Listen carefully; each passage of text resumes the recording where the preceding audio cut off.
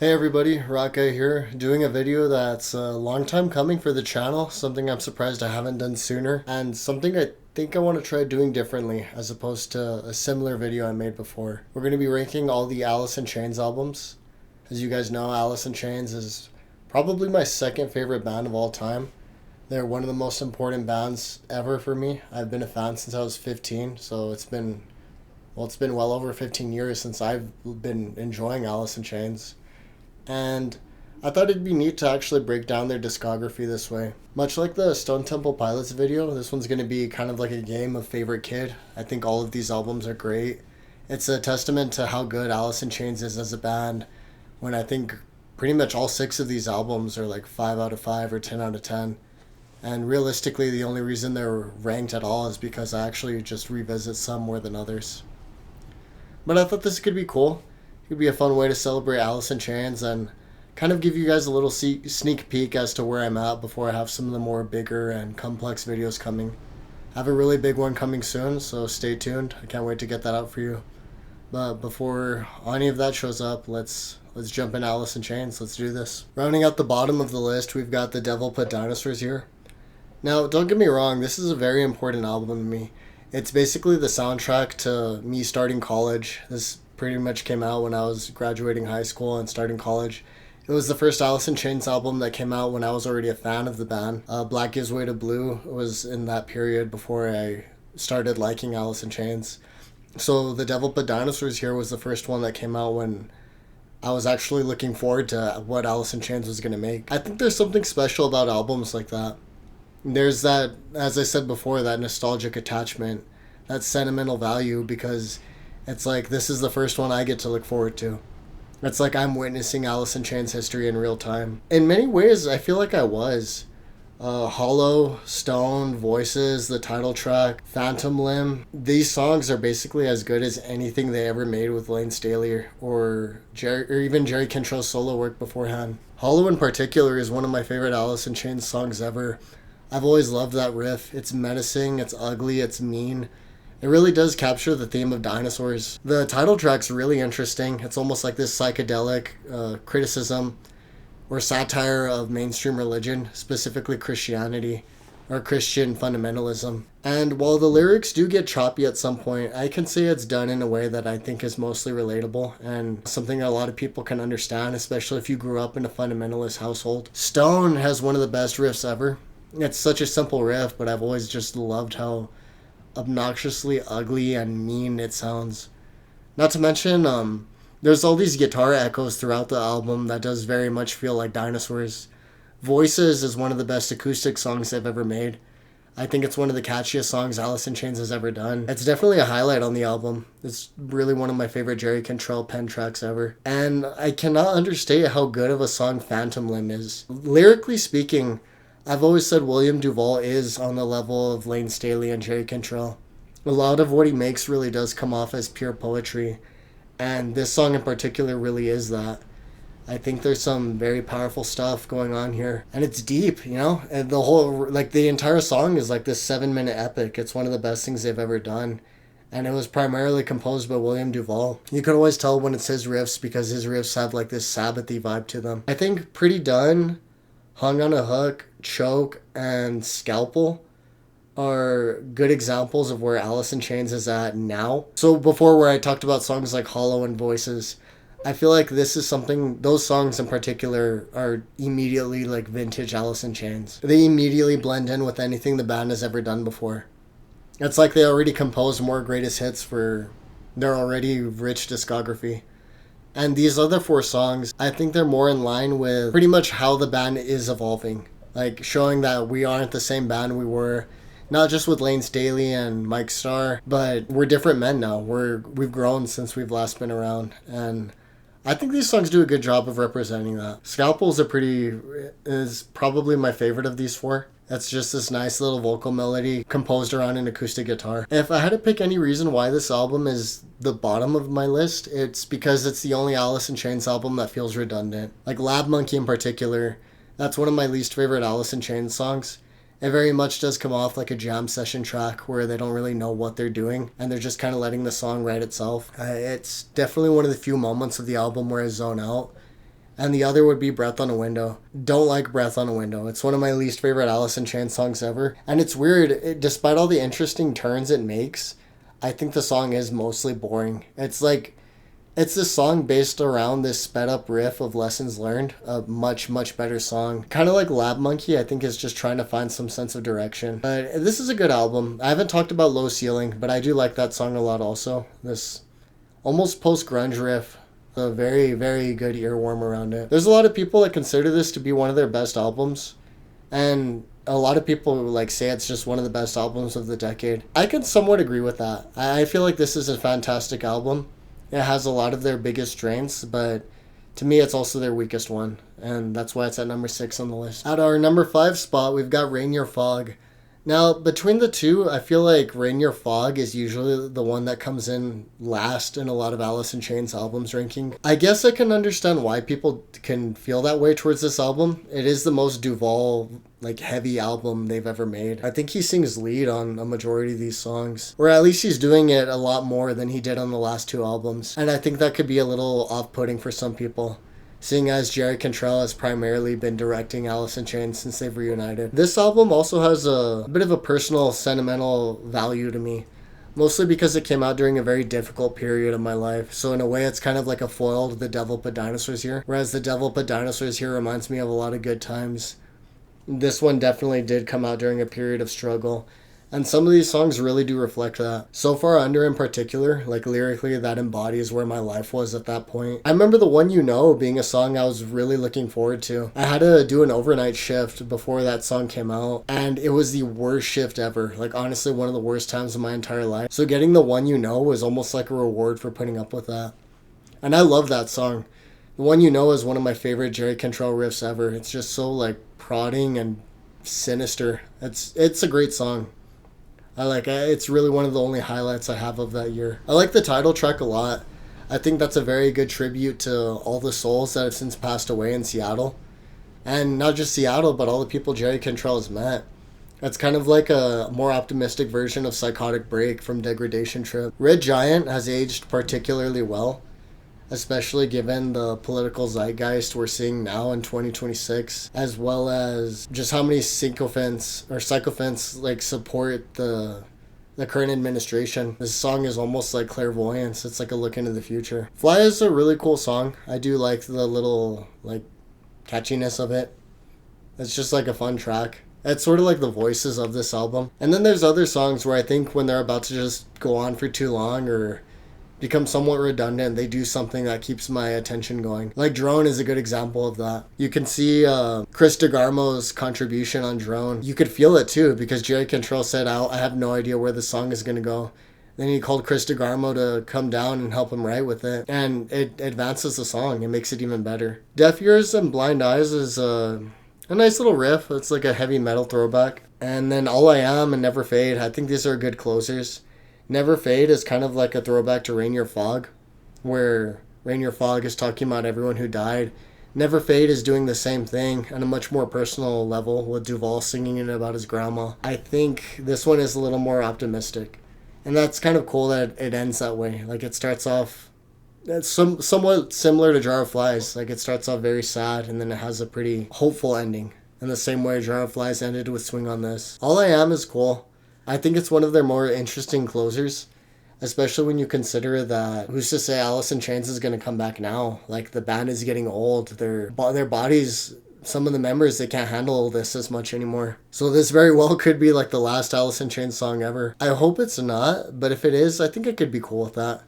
It's a nice reflective piece on the band's history and what they've been through. Well, it's not something that I consider to be the best thing they've ever done. I do find it very enjoyable. And I would say because it's shorter, it doesn't really have the filler issues I talked about with The Devil Put Dinosaurs Here. Okay, it might seem blasphemous to put a Lane Staley album at number 4, but I think Facelift is a pretty good spot for this part of the list. It's a good album. I do enjoy it very much, and it deserves credit. This is the first grunge album to really be successful. It was the first one to attain mainstream commercial success. And it's not hard to see why. The songs on this album are top quality. Man in the Box, come on, that is a rock staple at this point. And then the melodies on this album are just unbelievably amazing. We Die Young, Sea of Sorrow, Bleed the Freak, I Can't Remember, It Ain't Like That, Sunshine. I would even say I Know Something About You. Like, that's a great vocal melody. There's so many interesting directions this album goes in. I wouldn't necessarily say it feels like a alternative album, and I guess there's no reason that it should be. Like, Alice in Chains has always marketed themselves as a heavy metal band, and this is probably one of the more direct examples of that. I think JerryCantrell even said, like, the period around this time was basically like a heavy metal Guns N' Roses for them. That might be why I'm putting it last in terms of my favorites regarding the Lane Staley era. And again, this is like, I've always said, a band doesn't need to be completely original to be good. As long as you're doing something that is of high quality, then it doesn't need to be like the most groundbreaking or innovative thing ever. And I think Facelift is a good example of that. I give it credit for being the happiest album of the Lane Staley years, which is funny saying that because a lot of these songs are really dark. Like, We Die Young is literally about teenagers dying from drug overdosing. I feel like the band, like Alice in Chains, it's one of those things where it gets so easy to like just box them into this doomer vibe.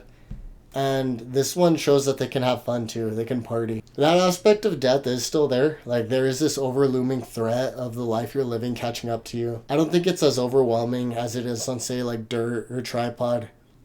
Or even the other two albums we talked about, like Rain Your Fog or The Devil Put Dinosaurs Here.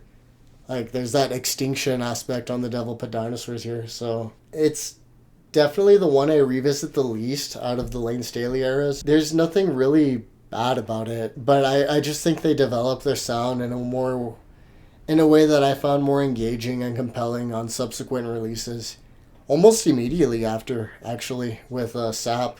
But yeah, good stuff. One of the most essential grunge albums ever, even if it's not really a grunge album. I like it. I also give Man in the Box credit for being the first Alice in Chains song I've ever heard. I remember my radio station, they would do this thing where they would play guitar solos, like, oh, on KLAQ Everything Rocks, like this, and it'll be like the solo from War Pigs, and then they'll do another one, and it'll be like the solo from, I don't know, some AC/DC song, and then they did one more, and it was Man in the Box, and I committed myself to tracking down Man in the Box. This is before Shazam. It was much harder to find music when I was in high school, and I'll never forget like how happy I was when Man in the Box started playing one day, and that solo came on, and I immediately recognized it from that commercial. Yeah, there's that nostalgic attachment again to me for Alice in Chains. But yeah, good stuff. Number 4 for Facelift. Okay, hear me out. Like, before anyone starts calling me contrarian or just assumes that I'm trying to be edgy by putting Dirt at number 3, I do want to preface, every album from here could be number 1 on any given day, just depending on my mood. So, as of the recording of this video, I think Dirt is appropriately placed, but again, like, this is one of those things where it just does like depend on my mood as to what I want to hear. Like, this is the hardest part of the video for me, is like seeing which albums go where on this part of the list, because there's that aspect of Alice in Chains again. Like, these are all really, really high quality albums, and it's hard ranking them. I mean, what good things can I say about Dirt that hasn't been said already? People have really come around in this album in the subsequent years. And that's not to say it was ever underrated. I've never considered Alice in Chains an underrated band. I'd say they're somewhat overlooked compared to like Nirvana, Pearl Jam, and Soundgarden. But at this point, I'm seeing this album all over the place. People constantly talk about it. And it's not hard to see why. Like, some of the best songs ever made for rock music are on Dirt. Them Bones, that song freaking slays. It's one of the best riffs they've ever done. And it's such a short and simple song, but it gets everything it does. It gets everything it needs to get done in like 2 minutes. Down in a Hole, Rooster, Angry Chair, Wood. Like, not even in terms of quality as to how good these songs are, but also their historical aspect. Like, Wood, there's that tribute to the Seattle legends that have died again, with this song being about Andy Wood. Down in a Hole, that song is something that transcended its initial meaning about a crumbling relationship to something a lot of people who are struggling with addiction can identify with. And then, of course, Angry Chair, that's one of my favorite riffs they've ever done. Penned by Lane Staley, no less. It's clear the band was really going through stuff. Like, all the things I talked about with Facelift regarding it being a party album have caught up to the band.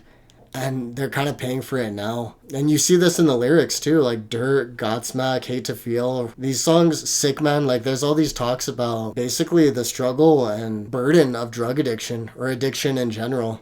Not just to, you know, what Lane Staley was dealing with regarding heroin, but also the addiction of excess, the addiction of partying, the addiction of just like being a rock star. This album is super, super influential. Even on this channel, I've talked about bands that have incorporated aspects of Dirt into their music, whether it's by adding things that they like about it and reappropriating it, recontextualizing it to morph it into something that's new, but still very reminiscent of what Alice in Chains created on this album. Or bands that have flat out ripped off Alice in Chains. They've basically stolen this sound and just used it in their own music. Like down to either imitating Lane Staley's vocal techniques or using the same producer that worked on Dirt with Dave Jordan. It is easily, of Alice in Chains' albums, I definitely say this is the most essential one. It's the one that I would recommend to most people who are curious about the band. I think this is the best starting point if you're unsure as to whether or not you'll like Alice in Chains. As good as it is, and it's good, it's a perfect album, I still think they got more interesting after this. Well, yeah, I guess it would be after this because everything I'm going to talk about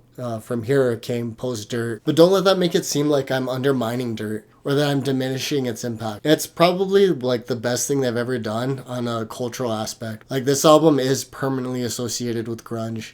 It's one of those things that people think about when they hear the word grunge.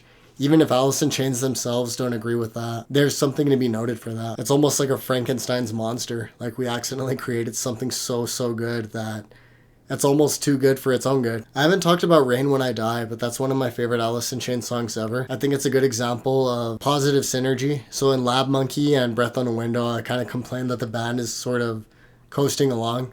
Like it didn't really seem like they have any sense of direction. I feel like Rain When I Die, it does have that same aspect of jam session quality, but it's done so in a way that feels much more organic and much more productive than the songs I mentioned before. Down That River is also a really good song that I've yet to talk about. I like the fact that it's actually written about a literal fight that happened between JerryCantrell and Sean Kenny, and it's done so in a way that it not only, I guess, clears the air between that fight regarding them, but it takes something really bad and it gives it a new meaning. It's one of the most essential songs of Alice in Chains' career, and it came from something terrible. And the same can be said for a lot of the songs on this album, like Junkhead, Dirt, Godsmack, Hate to Feel, Down in a Hole.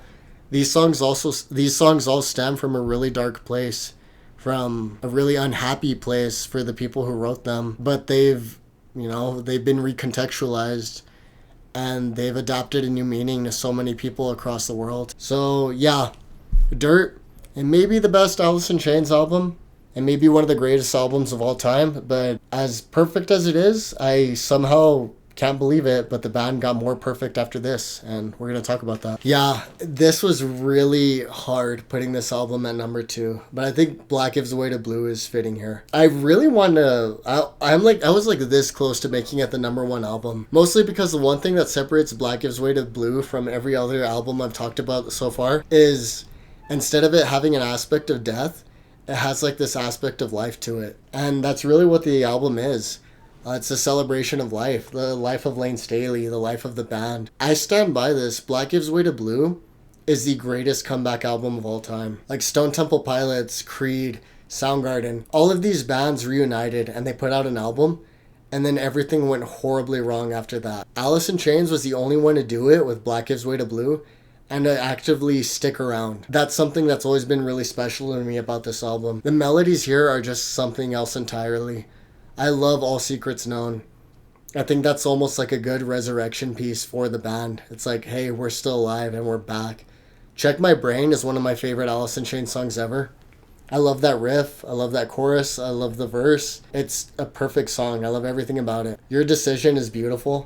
Harrowing depiction of as to the choices we make and how they catch up to us. A Looking in View must have been like the coolest thing ever to hear as an Alice in Chains fan back then. I didn't hear this album until a year after it came out, but I can't imagine what that would have felt like hearing that for the first time as like an old school Alice in Chains fan. It's just such a good song. I love it when they make these 7-minute songs because they make them so well. When the Sun Rose Again is also a nice optimistic piece, basically a giant middle finger to everyone who put Alice in Chains down at the peak of their addiction, at the peak of the band struggling, and it's basically saying we can survive. I think this is something so many people can identify with, especially if they've come from like a period of pain or bullying or just consistent lack of success. It's one of those things where it gives you something to look back on and be like, wow, I made it through this. Acid Bubble is a great song. I guess there is that jam session aspect again, but I've always loved Acid Bubble. Much like I talked about with Rain When I Die, I think it feels very natural. It feels very real. And at no point does the song kind of go on too long. As is the case with some of the songs I complained about, The Devil Put Dinosaurs Here and Rain Your Fog. I like Lesson Learned a lot. I think it's one of the best things they've ever made, and once more it does maintain that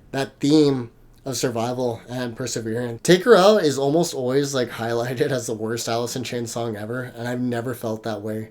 I love that riff. I like the melody too. It's just such a happy song, and it's weird seeing the band actually be happy. Private Hell. I love Private Hell as a song, but it's definitely the only one where I do feel like the band is kind of coasting on overproduction. The melodies they're doing here for Duval and Jerry are like just way too compressed. I kind of think the song would have sounded more interesting if it was mixed better. And that kind of brings me to my only criticism about Black Gives Way to Blue is it's probably overly mixed. People said it suffered from the loudness war at the time of its release, but I don't think it does in a way that like takes away from the quality of the album. But Private Hell is definitely the only point where I'm like, oh, I wonder how this would have sounded with someone mixing it better, or oh, I wonder if this would have just been better acoustic. Regardless, it's one of the few Alice in Chains songs that I would say is underrated. I don't even know if the band has ever played it live, either as Alice in Chains or just JerryCantrell by himself, but it's a beautiful melody. And that brings me to the album's closer, Black Gives Way to Blue. This is powerful stuff. There's a blabbermouth review of this album that you should check out, but the one thing the reviewer said that I thought was very poignant was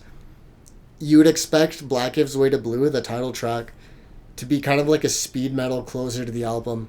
Basically this nice way of surmising everything that came before it. Almost like a bizarro version of Them Bones. Instead of starting the album, it closes it. And instead we get the opposite. We get this delicate and vulnerable tribute to a friend and a celebration of that friend and all the things he's contributed to the lives of these men. I love this album. It is one of my favorite albums of all time. And it's this one alongside The Devil Put Dinosaurs Here. I think it's the only one I don't own on vinyl, and I need to fix that immediately because this album means so much to me. It is one of the most important albums of my entire life, like just speaking as me. Once more, it's the greatest comeback album of all time. Like I think that alone is just something to really celebrate, and it's not a phrase I can use so very often on a lot of bands, if at all. So it might seem weird putting Tripod at number 1 on this list. I think especially with the reissue, it's getting a lot more love. I know it was kind of seen as anticlimactic when it first came out, and I think even JerryCantrell has said he considers this to be his least favorite Alice in Chains album. I'm sure the circumstances surrounding it contribute to that. I know recording it was very difficult, not only because Lane Staley was struggling with his substance issues, but also because he was creatively spent. This album and Mad Season came out in the same year, and I thank God for that, man. Like that is so cool that both of these albums came out like in 1 year. Like how spoiled can you get to where you get Mad Season and Alice in Chains in the same year? But you know, like he was still struggling to come up with stuff. He basically used a lot of his ideas on Mad Season, and that might be why a lot of the lyrics on here are talking about like writer's block. What's interesting is those songs talking about writer's block are songs I enjoy very much. Like So Close is often considered to be one of like the lesser Alice in Chains songs, or one of the weaker songs they made, and I've always loved it. I feel like it's a very relatable song. It's a song that's super easy to identify with, and it encapsulates that frustration where you're trying to come up with something and you just can't. I like Nothing song too. That's also almost always regarded as like one of the worst Alice in Chains songs ever, and I've always disagreed with that as well. I think it's one of their happiest songs, and I also think it's one of their most relatable ones because much like So Close, they're just struggling to like come up with an idea. I think that's something we've all identified with at one point or another. I think Shame in You is beautiful. That's definitely like the most Mad Season song on the album, and it's basically a reflection of the mistakes you made and the people you've hurt. It's something I've identified with, especially as I've grown into an adult from being a teenager when I first heard this album. Head Creeps was written entirely by Lane Staley, so much like Angry Chair and Hate to Feel, it's cool seeing him take that creative lead. And it's neat seeing him even able to take a creative lead despite all the energy he spent on Mad Season. And I think that's one of the biggest highlights of this album is Lane Staley wrote the lyrics to every song except for like the 3 singles, I believe. And I always wondered that too. Like I wonder why if Lane Staley was struggling that much that JerryCantrell just didn't come up with more melodies. I'm fine either way. Like the stuff JerryCantrell contributed is amazing. Like Grind. Grind is one of my favorite Alice in Chains songs ever. I love that riff. It's like it reminds me of Slime. Like just something going down, like oozing, and it has like Halloween energy. Over Now is one of the most powerful things they've ever done. Deep reflection as to where they're at. Basically like a moment of self-awareness. Like, yeah, this is it, and we're not going to come back after this. Which is funny because the song was written about the same woman JerryCantrell was singing about on Down in a Hole, but it inadvertently reflected what the band was going to be after this. This is the last thing they would really do with Lane Staley as far as an album goes. After this, they were done. Frogs precedes Over Now. It's the longest Alice in Chains song of all time. One thing I like about the album ending with Frogs and Over Now is you're sort of indirectly getting 2 glimpses as to the same thing. Like 2 eyes are viewing the same thing and giving their own interpretation of it. Well, I've already said Over Now is about a relationship. Frogs really does seem like Lane Staley acknowledging where the band is at and how he personally feels as to how things are going with Alice in Chains. I've always appreciated Goddamn. I've never felt like it was a blasphemous song in any way, mostly because it's not denying the existence of God, but rather expressing frustration over his seemingly lack of effort and to the struggles Lane was going with. I think that's something a lot of believers can identify with. I think people shut down when they see the title, or they seemingly hear the lyrics. You know, it's a relatable song. I think that's something everyone's felt at some point or another. And that's one thing I can say about this album is it really does feel very human. Like, people always say this is the most depressing Alice in Chains album of all time, and I totally disagree. I think Dirt is way, way more sad than this album. To me, this album embodies apathy, or even acceptance. It's kind of like the final stage of grief, and I think that's why a lot of people consider it as depressing as it is. As I've said before, there's legitimate moments of happiness. I think Nothing Song is one of those. Shaming You is kind of like basically closure. Even Over Now is like its own form of closure. Plus, I also appreciate the little winks and nods Lane gives to the record industry. Like Brush Your Way and Sledge Factory essentially are about like how he feels exploited by suits, all these people that think they could just like tell the band what to do and how to do it. Again, I really do like Again a lot. It's one of like the meaner songs they've ever done, and it's cool seeing something different like as far as the singles go, because all the big singles were written by JerryCantrell except for Again. Jerry did the music and Lane did the lyrics. I always wondered if the song would have been better if it had a solo, but I think it's fine as it is.